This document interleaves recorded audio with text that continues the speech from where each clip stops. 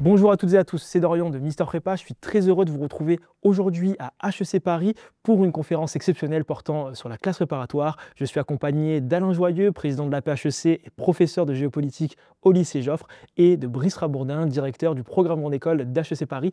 Bonjour messieurs. Brice, je t'en prie pour te présenter et ensuite je laisserai la parole à Alain. Comme tu l'as très bien dit, donc je suis Brice Rabourdin, je suis le directeur exécutif programme Grande École et master à HEC Paris. J'ai en charge à ce titre l'ensemble des process de recrutement et d'admission pour les différents programmes, dont évidemment le concours ouvert aux classes préparatoires qui doit nous amener nos futurs étudiants pour ce qu'on appelle la L3, la première année du programme Grande École.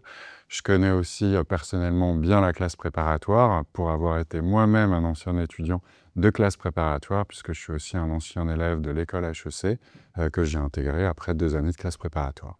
Génial. Alain? Bonjour Dorian, bonjour à toutes et à tous. Je suis donc Alain Joyeux, j'enseigne depuis plus de 15 ans la géopolitique au lycée Joffre à Montpellier, en classe préparatoire économique et commerciale, ECG, première et deuxième année. Et je préside donc la PHEC, qui est l'association des professeurs enseignants classe préparatoire économique et commerciale. Cette association compte 1500 professeurs adhérents de toutes les disciplines, de France métropolitaine, d'outre-mer, de l'étranger même, je pense au Maroc en particulier. Et nous sommes des acteurs et des partenaires de l'écosystème Prépa Grande École, dont nous allons parler ensemble. On va rentrer tout de suite dans le vif du sujet, des questions qu'on a préparées en amont, qu'on a également reçues de la part d'étudiants, de lycéens ou encore de parents. Première question pour toi Alain, est-ce que tu peux nous présenter les différentes filières qui composent la classe préparatoire, que ce soit pour la voie économique et commerciale ou alors pour la voie littéraire? Alors, il y a 3 voies en réalité. La première, c'est la voie dite ECG, économique et commerciale générale, qui s'adresse à tous les bacheliers généraux. Ensuite, il y a la voie ECT, classe préparatoire économique et commerciale technologique, qui s'adresse aux bacheliers technologiques. Et enfin, la voie littéraire, qui s'adresse à des élèves qui ont choisi de faire une hypocagne et une cagne, et qui ont un concours spécifique qui s'appelle la banque d'épreuves littéraires, qui leur permet d'intégrer les grandes écoles de management. Une question qui revient, notamment pour les lycéens qui nous regardent aujourd'hui. Quelles sont les options, les spécialités à choisir lorsqu'on est au lycée pour justement maximiser ses chances d'intégrer une prépa et qui plus est, les meilleures prépas? Le conseil que je donnerais, c'est de choisir les spécialités au lycée qui attirent le plus les lycéens. Il y a un seul prérequis, c'est de ne pas avoir abandonné les mathématiques. Donc idéalement d'avoir gardé la spécialité mathématique en terminale, au minimum l'option mathématique, mais pour le reste, il n'est absolument pas obligatoire d'avoir fait la spécialité AGGSP ou SES. Nous sommes ouverts à une gamme extrêmement variée de profils. Bien évidemment, on peut se dire qu'il est peut-être plus logique d'avoir suivi la spécialité AGGSP ou SES, mais encore une fois, ce n'est absolument pas un prérequis. L'intérêt, c'est d'avoir un bon dossier pour entrer en prépa, un dossier équilibré, et donc de choisir les spécialités dans lesquelles l'élève va se sentir le plus à l'aise et où il va aimer travailler. Et justement, pour faciliter la projection des futurs préparationnaires voie EC, quelles sont les matières, Alain, qui composent la filière ECG d'une part et la filière ECT d'une autre part? Du côté de l'ECG, il y a des disciplines qui sont communes à tous les étudiants, c'est-à-dire la culture générale, 6 heures par semaine, c'est un enseignement de lettres et de philosophie, mais orienté culture générale. Et il y a 2 langues vivantes, dont l'une est forcément l'anglais. Et ensuite, les étudiants en classe préparatoire ont le choix entre plusieurs parcours, 4 combinaisons de parcours en réalité qui portent sur 3 disciplines. D'abord en mathématiques, ils peuvent choisir les mathématiques approfondies ou les mathématiques appliquées. Et en sciences humaines, ils peuvent choisir ou l'HGG, histoire, géographie, géopolitique, ou l'ESH, économie, sociologie et histoire du monde contemporain. Donc ça donne plusieurs combinaisons, puisqu'on peut tout aussi bien faire mathématiques approfondies avec HGG ou ESH, et mathématiques appliquées avec HGG ou ESH. Donc là, il faut voir en fonction des prépas, parce que toutes les prépas ne proposent pas nécessairement Exactement. Alors tout ça est très indiqué sur Parcoursup, hein. Il n'y a aucune surprise pour le candidat. Les lycées affichent les parcours qu'ils proposent. Alors concernant la voie ECT, là on va voir des disciplines qui sont plus en rapport avec le cursus suivi en première, en terminale, par les élèves issus d'un bac STMG. Donc il va y avoir de l'économie droit, il va y avoir du management, mais ils vont également avoir des cours de langue vivante, des cours de culture générale également, et des cours de mathématiques comme les ECG. Et à noter pour les quelques étudiants aussi qui nous regardent et qui sont peut-être en bac professionnel, on peut intégrer une grande école après un bac professionnel. Ça s'appelle la prépa ECP. Donc il y a un an de remise à niveau sur les matières dites, on va dire, STMG, voie technologique, lors de la première année de classe préparatoire. Et ensuite 2 années de classe préparatoire qui se font dans le cursus ECT qu'Alain vient de présenter. Brice, j'ai une question pour toi, pour l'ancien préparationnaire que tu étais et le directeur du programme grande école d'HEC aujourd'hui. Quel est l'apport de la prépa que tu as remarqué étant plus jeune et que tu remarques encore aujourd'hui? En fait, souvent on dit, et je pense que c'est assez vrai, qu'en prépa, on va apprendre à apprendre. C'est vrai. La prépa donne un cadre, des structures, des façons de penser, de s'organiser, à la fois dans son travail, dans la façon aussi de répondre à une question, qu'elle soit à l'écrit, à l'oral, donc d'organiser sa pensée, d'être aussi en capacité voilà, de faire de l'analyse. Et pour faire une bonne analyse, il faut aussi être en capacité de faire des bonnes synthèses en fonction des flux et des flots d'informations, de données, de data, etc. Et donc ça, clairement, en classe préparatoire, on apprend l'analyse et la synthèse. Donc ça, c'est sur la partie, je dirais, un petit peu de réflexes, techniques, méthodologiques, etc. Au-delà de ça, on a vraiment des connaissances de fond qui vont être très larges. Alain a décrit la variété des disciplines et des matières qui étaient enseignées dans les différentes filières de la classe préparatoire, donc des mathématiques, des langues, de la sociologie, de l'histoire de la géopolitique, etc., de la philosophie. Donc une vraie variété qui va permettre aux étudiants en classe préparatoire de faire un grand bond en termes de culture générale, dans sa variété, mais aussi en profondeur. On va, j'imagine, y revenir. En classe préparatoire, on va vraiment au fond des choses. On n'est pas en train de survoler, etc., des matières. Donc ça va avec ce que je disais aussi sur la synthèse, l'analyse, etc. Au bout du compte, les étudiants, et au bout des 2 années de classe préparatoire, arrivent à avoir une culture très solide et à savoir l'utiliser à bon escient, quel que soit le contexte. Au-delà de ça, c'est aussi une capacité de travail. En prépa, voilà, il y a un engagement intellectuel, une disponibilité qui est relativement importante. Donc ça aussi, ça fait des forces à la fois pour la vie en école et après, plus tard, dans la vie professionnelle. Et outre l'intégration en grande école qui est accessible justement après une classe préparatoire, il y a également l'obtention d'un certificat, le certificat in Liberal Arts. Est-ce que tu peux nous en toucher un mot, Alain, sur cette nouveauté qui arrive pour les étudiants de classe Oui, prépa? alors à partir de la diplomation 2025, donc dès le mois de juin prochain, tous les étudiants qui obtiendront leur Master 2 en école de management, passés par une classe préparatoire, qu'elle soit ECG, ECT ou littéraire, recevront un certificat des arts libéraux ou un certificat des humanités pour ceux qui viennent de prépa littéraire. Donc c'est un certificat qui va reconnaître la spécificité des compétences et des connaissances acquises dans ce qu'on appelle le continuum, c'est-à-dire ce cursus en 5 années, 2 ans de classe préparatoire et 3 ans en grande école. Donc c'est un élément de lisibilité de ce cursus, à la fois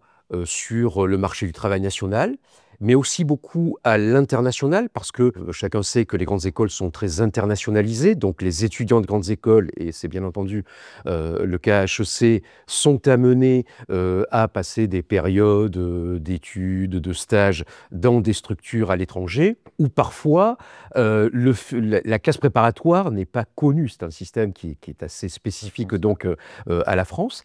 Et donc ce certificat va permettre une meilleure lisibilité pour les recruteurs et une meilleure identification pour ce profil-là d'élèves. Et nous savons très bien que, si ce n'est pas le cas de tous, il y a encore des entreprises qui regardent pas simplement le diplôme de Master 2, mais qui regarde l'ensemble du cursus avant de prendre les décisions de recrutement. Très intéressant. Et ça se passe comment sur Parcoursup lorsqu'on souhaite rejoindre une classe préparatoire? Est-ce que la procédure est similaire à d'autres formations? Est-ce qu'il y a des éléments spécifiques à connaître sur la classe préparatoire, Alain? D'abord, je dirais que le conseil à donner, c'est de ne surtout pas s'auto-censurer.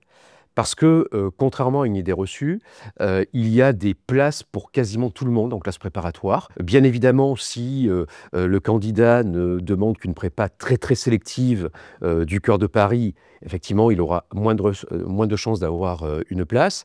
Mais s'il fait le maximum de vœux, il est quasiment certain d'être pris dans une classe préparatoire aux grandes écoles, quelque part sur le territoire national. Donc, je rappelle le système Parcoursup, c'est-à-dire qu'un candidat peut, par exemple, faire un vœu sur la classe préparatoire ECG et décliner ce vœu dans plusieurs établissements. Et ces vœux déclinés en plusieurs établissements n'ajoutent pas de vœux supplémentaires, c'est ce qu'on appelle des sous-vœux. Et le conseil que j'ai à donner, c'est d'utiliser le maximum de possibilités pour se donner les meilleures chances d'obtenir une réponse positive.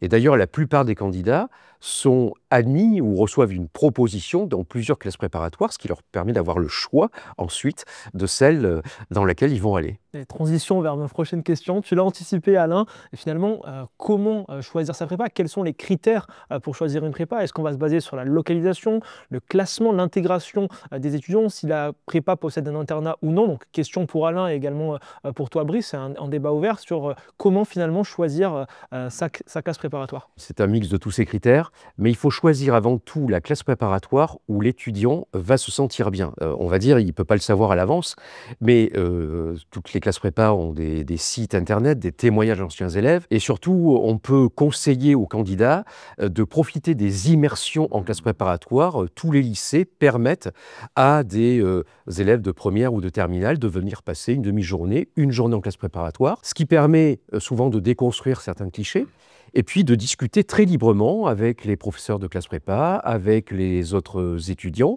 et ça permet comme ça de sentir un petit peu les choses. Alors pour être plus précis, la classe prépa, ça dure 2 ans, c'est une aventure humaine, on vit des choses fortes, et comme dans toute aventure, il y a des hauts, il y a des bas, il y a des moments où tout va très bien, il y a des moments où il faut se remettre un petit peu en question. Et donc, il est important de ne pas être isolé. Alors, ne pas être isolé, c'est choisir la prépa qui est peut-être la plus proche de sa famille, ou choisir une prépa dans une ville où il y a un support familial ou amical qui pourra aider à tout ce qui est logistique, acheter à manger, laver le linge, etc. Ou alors choisir une classe préparatoire avec internat. Évidemment, ça dépend des personnalités. Moi, je peux vous dire par expérience qu'il y a des étudiants de première année de classe préparatoire qui n'ont pas voulu aller à l'internat, qui ont préféré avoir un petit appartement individuel et qui, en deuxième année, demandent à intégrer l'internat parce qu'ils y sentent beaucoup de solidarité, beaucoup de synergie, beaucoup de soutien, beaucoup d'efficacité. Tout dépend des personnalités. Mais voilà, c'est le mix de tous ces critères qui doit conduire au choix de la classe préparatoire. Alors ensuite, il ne faut pas, bien sûr, se mentir. Les résultats de la classe préparatoire sont aussi à prendre en compte en fonction de l'ambition de l'élève. Il est évident qu'il va forcément regarder le classement, mais je veux insister sur le fait qu'il ne faut pas regarder que cela. Oui, bien sûr. Et juste, si vous me permettez de terminer, j'enseigne donc dans une prépa de centre-ville à Montpellier et on a parfois quelques très très bons élèves du secondaire qui choisissent d'aller à Paris, faire le prépa à Paris, dans les grands lycées parisiens, et qui à la fin de la première année demandent à faire leur deuxième année à Montpellier parce que, au fond, être isolé dans une ville loin de chez eux a été très difficilement vécu et souvent d'ailleurs au détriment de leurs résultats. Et parfois on n'a pas de place pour les prendre, ils auraient dû rester dès la première année, mais vraiment l'entourage, les soutiens sur lesquels on peut compter sont extrêmement importants et c'est vraiment un facteur de réussite en classe préparatoire. Et Brice, justement, si tu veux compléter par rapport à ton expérience également, c'est très complet. De passer après Alain sur une réponse comme ça. Je vais essayer d'apporter un éclairage un petit peu différent. C'est sûr que c'est comme pour les écoles, c'est comme pour beaucoup de choses, comme pour les hôpitaux, il y a des classements. On voit dans différentes revues, différents médias comme le tien, etc. Donc on a un certain type de classement sur lesquels, en fonction du taux d'intégration, que ce soit HEC dans le top 3, dans le top 5, dans le top 10, etc. Ces classements sont une réalité. Pour autant, en fait, la question n'est pas tant quelle est la meilleure prépa dans l'absolu, mais quelle est la meilleure prépa pour un élève donné. Comme le disait Alain, et c'est tout le choix, la difficulté pour les parents de bien orienter, etc., leurs enfants, il n'y a pas de réponse unique. Tout va être très lié à la personnalité au niveau d'un étudiant, futur candidat en prépa. Comme le disait Alain, pour certains, le support familial va être important, donc entre monter à Paris ou rester dans sa ville de province, voilà, il peut y avoir, entre guillemets, questionnement. Ça peut être aussi l'inverse. Pour certains élèves, ça peut faire du bien, justement, de sortir de l'environnement familial, d'être indépendant, d'être mis face à ses responsabilités, de pas non plus être, entre guillemets, pollué en fonction de la famille, de la maman, du papa, etc. Sur la gestion, entre guillemets, de ces deux années de prépa. Donc, c'est un mix à avoir. Il vaut mieux être moyen de classe dans une bonne prépa que numéro 1 dans une prépa où justement on serait voilà, très fort. Le but, c'est vraiment d'être tiré par le haut, d'être le tout dernier vraiment que d'une excellente prépa. Ça peut être assez difficile, comme le disait Alain. C'est 2 ans avec des cols, avec des devoirs sur table, avec des notes, etc., puisque ça reste aussi un environnement qui est somme toute challengeant académiquement. C'est plus un marathon, etc., qu'un sprint, donc les conditions du choix sont importantes. À prendre en compte le bien-être, la localisation, et je rejoins Alain sur vraiment le conseil de bien se renseigner, d'aller au-delà des classements, de participer aux journées portes ouvertes, qu'elles soient en ligne ou en présentiel, pour sentir aussi l'environnement de la prépa, ce qu'il en ressort des étudiants qui y sont. On a des prépas qui vont avoir des cultures, des histoires, etc. différentes dans lesquelles les futurs étudiants et leurs parents vont potentiellement plus se retrouver, avoir confiance, etc. Et c'est important de se sentir bien et en confiance pour être performant lors des 2 années de prépa. Merci à tous les deux pour vos réponses. Et justement, Brice, tu as évoqué l'école. Donc, pour rassurer les lycéens et les parents qui nous regardent, Alain, est-ce que tu pourrais préciser justement de quoi il s'agit quand on parle de colle? Oui, alors, pour les présenter, il faut préciser qu'un des atouts de la prépa, c'est l'accompagnement quasi individualisé de chaque étudiant. Et justement, les colles, qui sont en réalité des interrogations orales, permettent de mettre en face à face un étudiant et un professeur. C'est vraiment l'occasion, donc il y a une colle toutes les 2 semaines dans chaque discipline, et donc c'est l'occasion d'individualiser les conseils, de revoir des méthodes, pour les meilleurs d'approfondir les méthodes ou les connaissances, et puis c'est évidemment un moment d'évaluation des compétences et des connaissances. Ceci dit, je veux rassurer ceux qui nous écoutent, puisque dans l'enseignement supérieur français, c'est écrit dans la loi, le premier semestre d'enseignement supérieur est un semestre d'adaptation, de transition entre le secondaire et le supérieur. Donc, l'époque où en prépa, dès la première colle du mois de septembre de première année, l'élève se retrouvait scotché au tableau, tremblant en faisant son exercice de maths ou son sujet d'économie ou d'histoire, cette période-là est révolue. En général, les premières colles durant les 3-4 premiers mois sont des colles très progressifs, très méthodologiques. Par exemple, dans ma discipline en géopolitique, la première colle, ça va être lire et analyser un sujet. La deuxième colle, ça va être apprendre à problématiser. La troisième, apprendre à construire un plan, etc.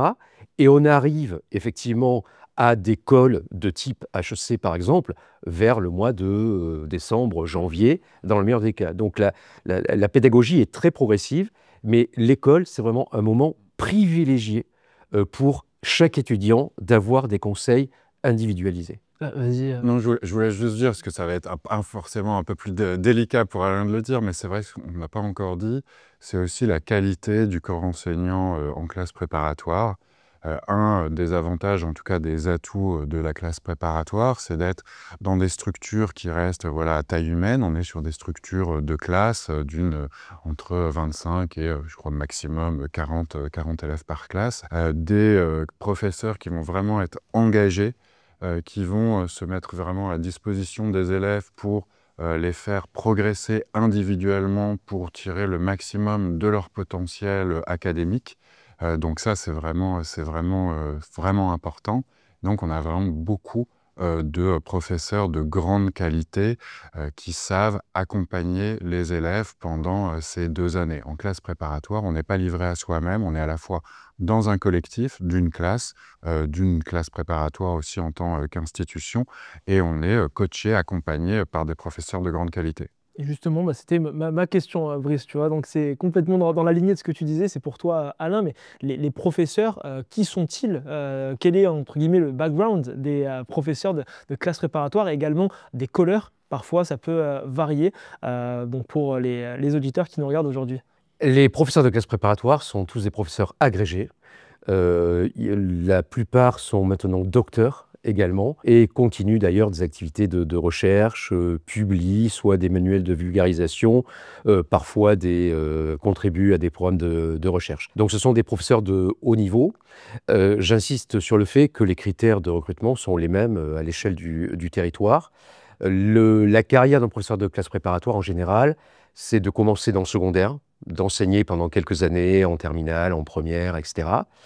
Et puis, c'est l'inspection générale, donc le ministère de l'enseignement, qui va sélectionner parmi les candidats professeurs à un poste en classe préparatoire, certains enseignants pour qu'ils deviennent professeurs de classe préparatoire.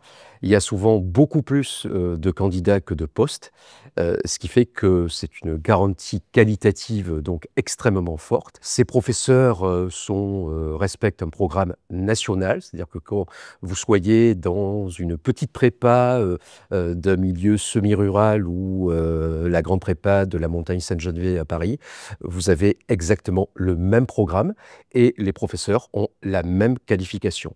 Je souhaite dire que on ne va pas en prépa automatiquement. On demande à aller en prépa. Donc c'est une promotion pour les professeurs d'enseignement secondaire, mais c'est une volonté et ce qui explique que ces collègues s'investissent énormément parce qu'on a en face de nous des jeunes qui donnent beaucoup, qui s'investissent eux-mêmes beaucoup.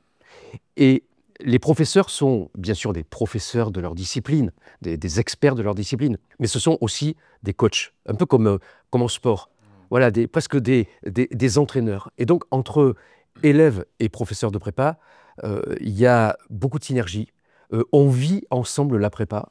Et je peux vous dire d'ailleurs, en tant que professeur, que lorsque les concours approchent, alors je ne vais pas vous dire qu'on stresse avec eux, parce qu'on est là pour au contraire les rassurer, mais enfin, ça ne nous laisse pas indifférents. Et lorsque les résultats d'admissibilité tombent, on est presque aussi stressé qu'eux.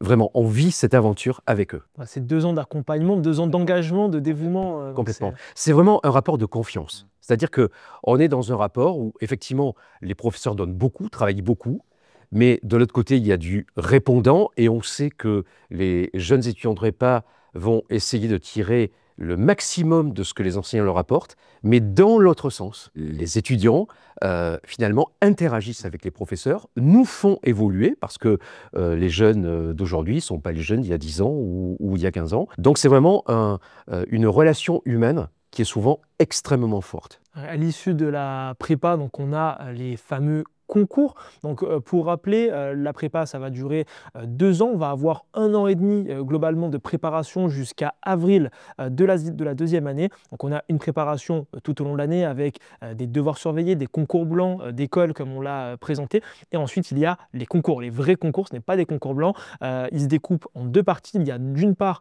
les concours écrits-com, d'une autre part les concours BCE. Brice, est-ce que tu peux nous parler un petit peu de cette première partie des épreuves écrites? Quelles sont les épreuves et nous parler rapidement des 2 banques? Alors, en effet, les concours, les épreuves écrites arrivent bientôt, puisque c'est à partir de fin avril. Les écoles de commerce, donc il y a une vingtaine d'écoles de commerce en France qui sont réparties en 2 banques. Une qui s'appelle la BCE, l'autre qui s'appelle Ecricom.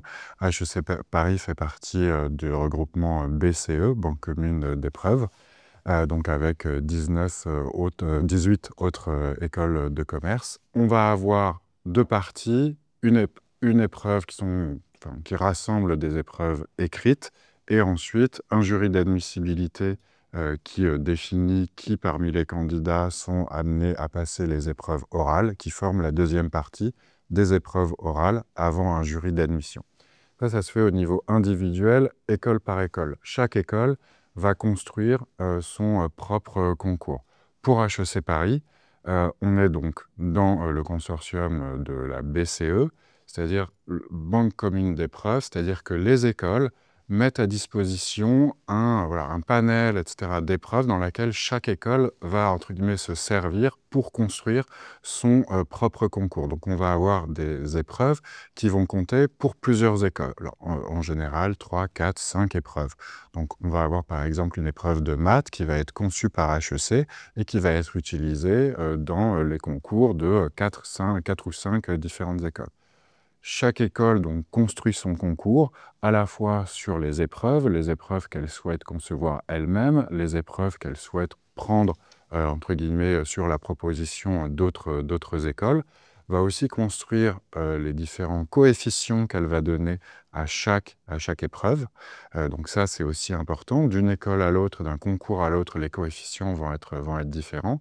En tout cas, pour les candidats, une grosse partie va être donc ces épreuves écrites qui vont être regroupées. L'avantage pour les étudiants d'avoir des épreuves qui vont servir à plusieurs concours, c'est qu'en une seule épreuve, on passe pour plusieurs écoles. C'est le cas fin avril, entre le 23 avril et le 30 avril pour le concours écrit de la BCE. Donc en 6 jours, on passe les concours de 19 écoles. À souligner d'ailleurs qu'on n'intègre pas une classe préparatoire pour intégrer une école, c'est une question qui revient souvent. On intègre une classe préparatoire pour intégrer une grande école de management. Il y en a plus d'une vingtaine qui sont disponibles et réparties entre la banque BCE, Banque commune d'épreuves, et la banque Ecricom. Et il y a un regroupement d'écoles. Donc généralement, un étudiant va passer plusieurs écoles. Il me semble qu'en moyenne, c'est 8 à 10. Ça va varier en fonction des années. Et c'est aussi un des autres avantages et atouts de la classe préparatoire. Et la classe préparatoire prépare à l'ensemble des business schools françaises. Et l'avantage d'être en classe préparatoire, c'est que s'ouvre aux candidats un panel d'écoles avec différentes spécialités, différentes potentiellement philosophies, différents niveaux aussi, en tout cas selon les classements. Mais donc, on ne concourt pas pour une seule école. Pour revenir aux écrits, donc des écrits qui vont être consolidés sur ces écrits, et c'est aussi la même chose sur les oraux, c'est la même chose qu'en classe préparatoire, c'est-à-dire c'est pas des épreuves, etc. farfelues. La classe préparatoire est là pour préparer les étudiants à ces concours. Donc pour les écrits, ça va être des épreuves écrites liées à chacune des matières enseignées au cours des 2 années de classe préparatoire, maths, philosophie, géopolitique, dissertation, etc. Des coefficients qui vont compter pour 30 points pour les écrits, en tout cas pour HEC Paris. À la fin, un classement, puisque c'est un concours. Chaque école définit son volume d'admissibles sur la base de son volume de candidats.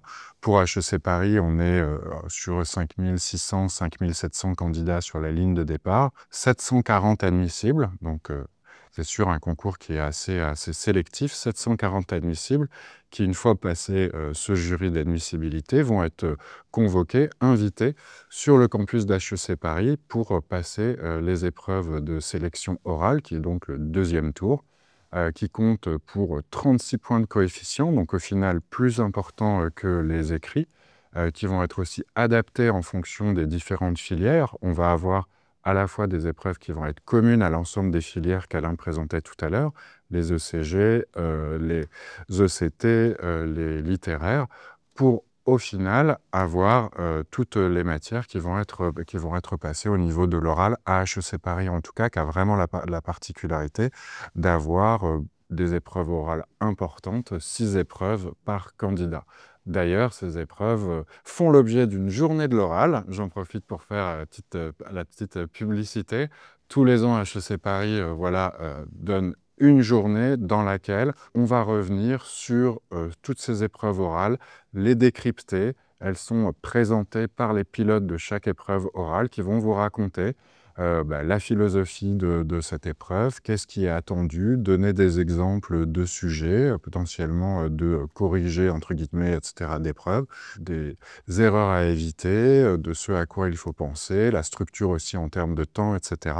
Donc cette année, ce sera le 14 mai 2025, je crois que c'est dans la matinée.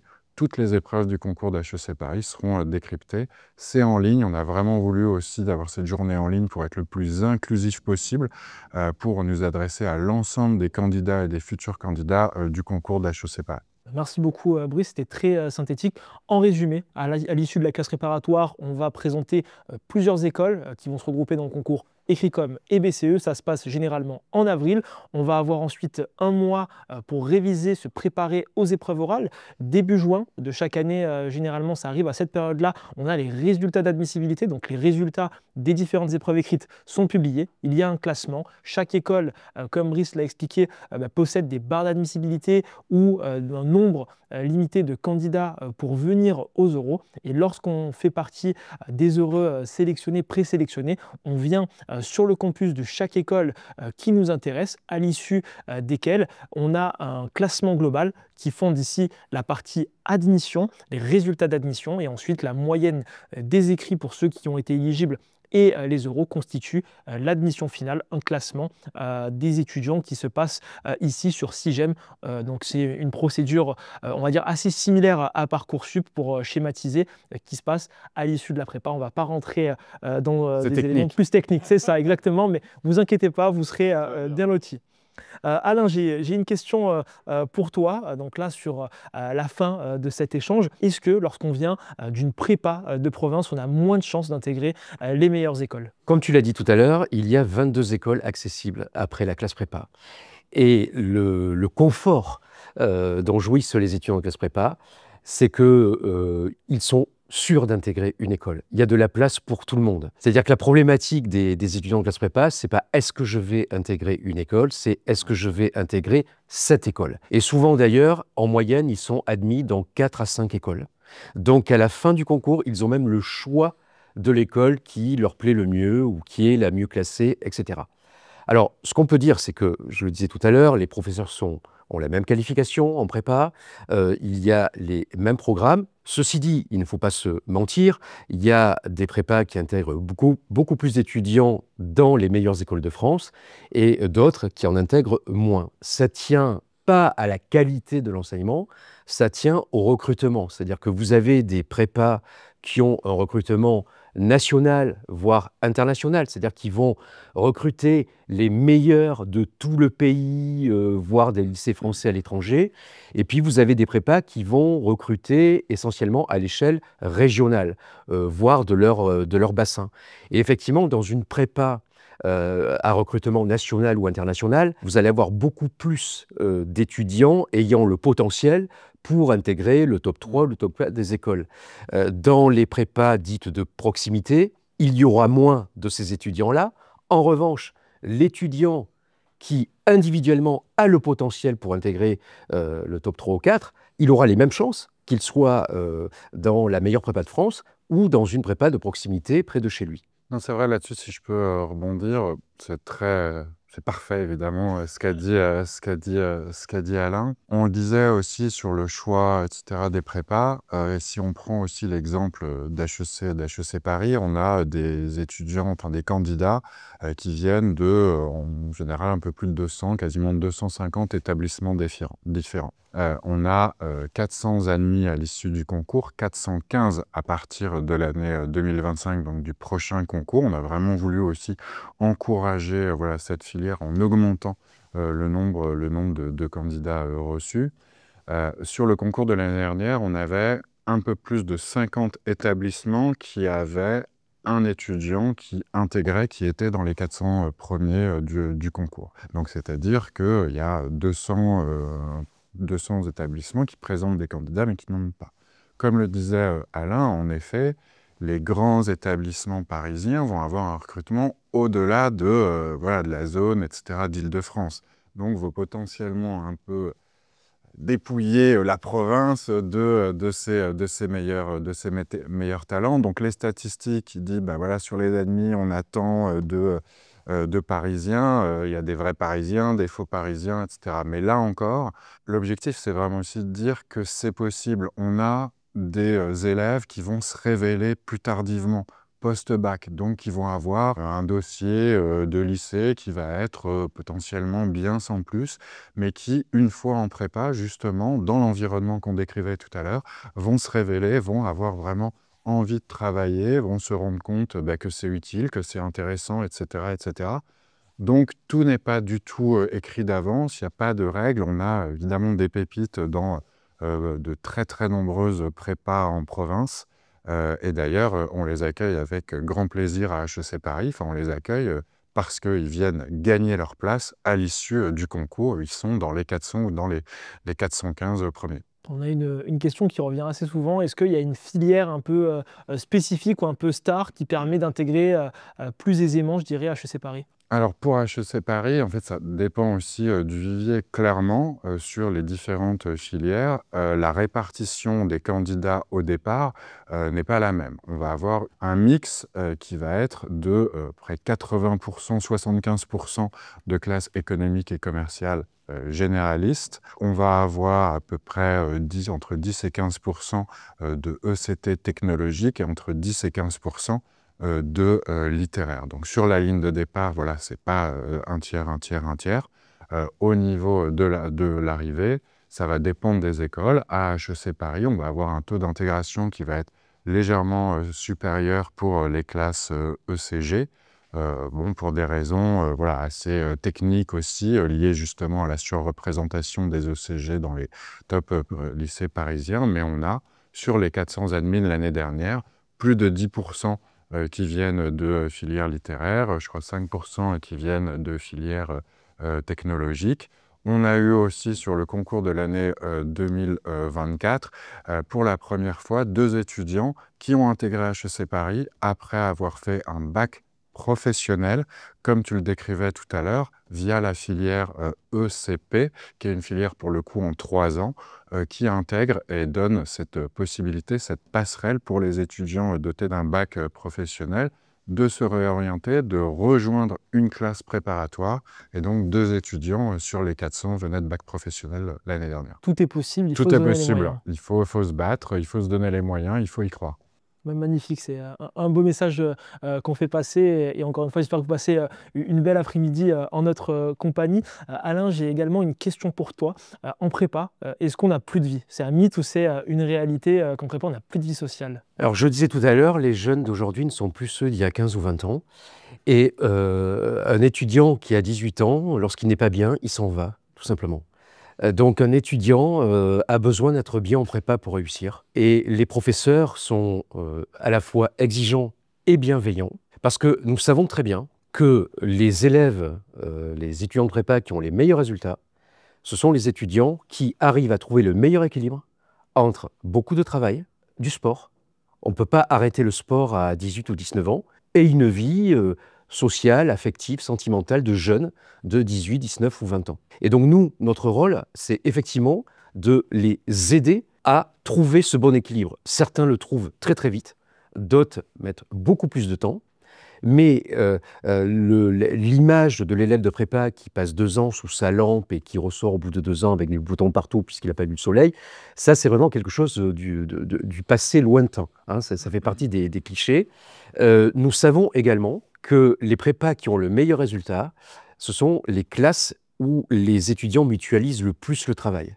C'est-à-dire que dans les classes, ils ont tous ce qu'on appelle un drive, où ils partagent les corrections de colle, les corrections de dissertation, des fiches de lecture, etc. Parce qu'au fond, à l'échelle d'une classe, les étudiants ne sont pas concurrents. À la limite, il y a de la concurrence entre classes prépa, mais à l'échelle d'une classe, la concurrence entre élèves serait complètement stérile. Et les professeurs ne l'encouragent absolument pas, tout simplement parce que c'est contre-productif au niveau des résultats. La prépa, c'est vraiment une aventure et je peux témoigner que les amitiés, parfois plus, mais les amitiés qui se forgent en classe prépa restent, alors je ne suis pas encore assez vieux pour dire tout au long de la vie, mais demeurent très très longtemps. C'est-à-dire quand on revoit des anciens étudiants qu'on a eus il y a 10 ans, ils sont capables de vous dire qui fait quoi dans leur ancienne promotion et ils se voient régulièrement. Donc c'est une vraie aventure humaine. Mais Brice, justement, moi, je sais que mon expérience d'ex-prépa, j'ai encore tous mes potes de prépa, on se voit souvent, et toi justement, ça... Moi qui suis bien plus vieux que toi, et donc du coup, pas avoir un témoignage avec un meilleur recul. Non, mais clairement, c'est sûr. Après, ça dépend peut-être des prépas. Moi, j'ai que mon expérience à moi. Clairement, moi, 80% de mes amis aujourd'hui sont des amis de prépa, parfois de prépa et d'école aussi. Mais oui, ça reste des années, de toute façon, c'est des années, on a entre 18 et 20 ans, où il se passe des choses, où on découvre des choses, etc. Donc, c'est des années marquantes. Juste pour rebondir un petit peu sur le en prépa, on n'a pas de vie. Déjà, on a la vie qu'on veut avoir. Donc, chacun est aussi libre de s'organiser. Évidemment, de ne plus avoir de vie du tout, c'est souhaité et conseillé par personne. La nécessité voilà, de s'aérer, de faire du sport, d'avoir un peu de vie sociale, etc., c'est important. Ça va dépendre aussi des élèves. Certains vont avoir besoin, pour se rassurer, de travailler, parfois de surtravailler, etc., pour se mentaliser, etc. Ça se respecte aussi. Après, on ne va pas se mentir non plus, en classe préparatoire, en fonction de ses ambitions, notamment HEC ou le top 3 ou le top X, si vous voulez, c'est difficilement accessible. Si on passe ses nuits à streamer, si on va en boîte, ça reste un concours sélectif avec de la concurrence. À HEC Paris, 415 places, 5700 candidats. Donc, les places, il faut aussi aller les chercher. Et donc, à chaque étudiant, élève, candidat, coaché, comme le disait aussi Alain, par l'environnement de sa prépa, ses professeurs, etc., de s'organiser, de mettre en place la meilleure stratégie pour être performant pour les concours et pour intégrer. Et donc, cette stratégie, ça ne peut pas être uniquement de travailler, etc., tout le monde. C'est de trouver le bon équilibre pour être performant et en bonne forme. L'analogie qu'on peut faire finalement, c'est que l'aventure en classe préparatoire s'apparente finalement à l'aventure d'un sportif de haut niveau. On peut avoir plein de compétitions, échouer, réussir. Je parle notamment ici des DS, d'écoles, finalement de l'aventure en classe préparatoire. In fine, ce qui compte, c'est les concours. Donc pour un sportif, ça va être les JO. On se prépare pour les JO. Et encore une fois, chacun a sa préparation. Chacun a des préparateurs qui sont distincts, choisit une prépa différente, mais a un objectif qui est similaire. Messieurs, il nous reste plus beaucoup de temps. Une question très rapide pour tous les deux. Finalement, avec du recul, quel avantage de faire une prépa, si ce n'est d'intégrer les meilleures business schools françaises et européennes? En effet, c'est déjà un bel avantage, Pas mal. puisque les écoles et HEC Paris en particulier ont vraiment des belles choses à apporter aux candidats. On offre voilà, des possibilités académiques, extra-académiques, de développement qui vont être vraiment très, très enrichissants, à la fois au niveau de l'international, au niveau de l'entrepreneuriat, au niveau des sciences du management, très en lien avec l'entreprise, du travail en groupe, de la diversité aussi, avec des étudiants qui viennent de différentes filières, de différents pays, de différentes cultures. Donc vraiment, ça vaut le coup de s'investir. Derrière aussi, la possibilité d'avoir de très belles carrières, des carrières là encore qui vont être choisies par nos étudiants en fonction de ses goûts, en fonction de ses appétences. Nous, en tant qu'école, ça va être notre mission, notre ambition, c'est d'offrir les meilleures conditions à ces étudiants pour se réaliser. Et on a vraiment de très, très belles choses à offrir. Donc, j'invite nos étudiants des classes préparatoires à vraiment voilà, se battre, se donner de la force, d'y croire pour avoir aussi de l'ambition et venir rejoindre les rangs d'HEC Paris. Alain, je t'en prie pour conclure le mot de la fin. Oui, la prépa, c'est deux choses. C'est l'ambition, Brice l'a dit, mais je rajouterai sans risque. La prépa, c'est la sécurité. Pourquoi? Vous faites 2 années de classe prépa. La règle, c'est que tout le monde, tous les étudiants de première année passent en 2e année. Les réorientations sont très, très marginales. Ensuite, je l'ai dit tout à l'heure, tous les étudiants de classe préparatoire ont au moins une école. Et souvent, ils en ont plusieurs. Et une fois en école, ils sont dans un TGV. C'est-à-dire qu'après, le champ des possibles illimité s'ouvre en France et à l'international. Mais sécurité également.